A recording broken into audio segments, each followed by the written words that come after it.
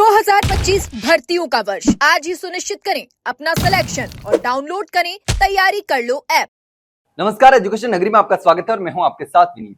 राजस्थान लोक सेवा आयोग द्वारा करवाई जा रही स्कूल व्याख्याता भर्ती और वरिष्ठ अध्यापक भर्ती में पदों की बढ़ोतरी की मांग लंबे समय से की जा रही है। नोटिफिकेशन जारी होने के बाद से इस भर्ती की तैयारी में लगे अभ्यर्थियों में मायूसी छा गई थी।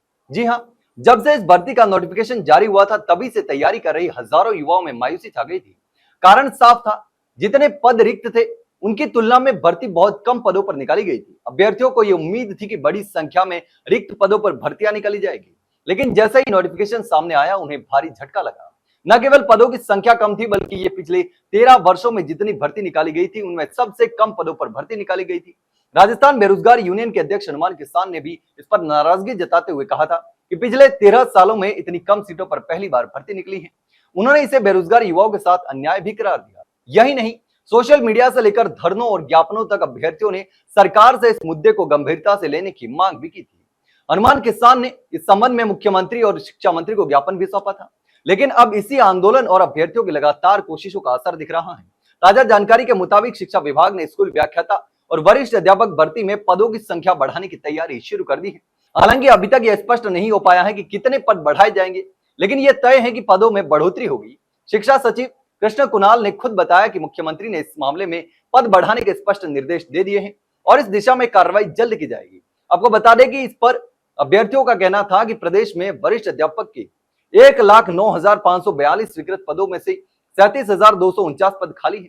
इसके बावजूद आयोग द्वारा केवल 2,129 पदों पर ही प्रक्रिया भर्ती निकाली गई और इसी तरह स्कूल व्याख्याता के 57,194 पदों में से 18,651 पद खाली है, लेकिन सिर्फ 2,202 पदों पर ही भर्ती निकाली गई।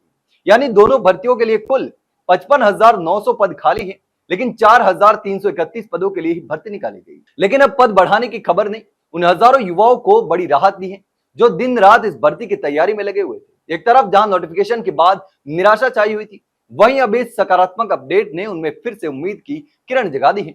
अब यह दिखाना है कि युवा एकजुट होकर अपनी मांगों को सही तरीके से उठाए तो सरकार और विभागों को सुनना ही पड़ता है। अब सभी की निगाहें इस बात पर टिकी हैं कि आखिर कितने पद बढ़ाए जाएंगे और क्या ये बढ़ोतरी वाकई अभ्यर्थियों की अपेक्षाओं पर खरी उतरेगी। इसके साथ ही यह देखना दिलचस्प होगा कि इस बढ़ोतरी के बाद चयन प्रक्रिया में किस तरह का बदलाव आता है और इसका परीक्षा कैलेंडर पर क्या क्या असर पड़ता है।